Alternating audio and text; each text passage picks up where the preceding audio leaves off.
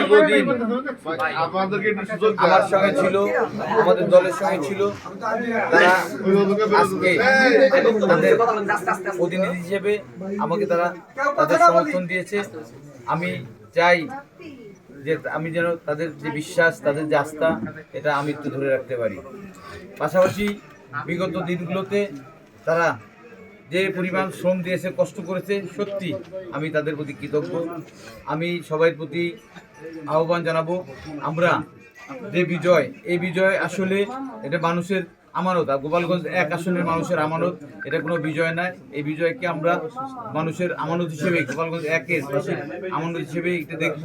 এবং আমি সবার প্রতি উদাত্ত আহ্বান জানাবো যে আর কোনো প্রতিহিংসা নয়, প্রতিশোধ নয়, আমরা সকলে ঐক্যবদ্ধভাবে একটা সম্প্রীতির গোপালগঞ্জ 1 বক্সিপুর কাশিয়ানী করতে চাই, যেখানে কোনো হিংসা প্রতিহিংসা কোনো কিছুই থাকবে না। ভালো মানের রডের থেকেও 12% অধিক শক্তিশালী। আকিজ ইস্পাত, কমিটেড টু কোয়ালিটি।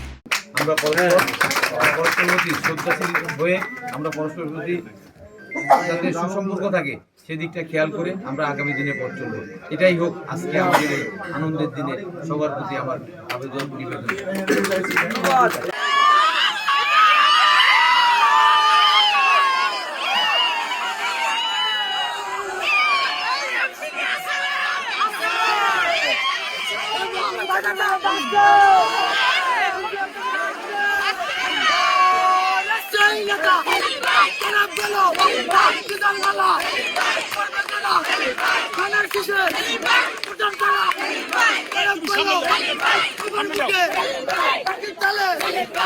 মিলিয়ে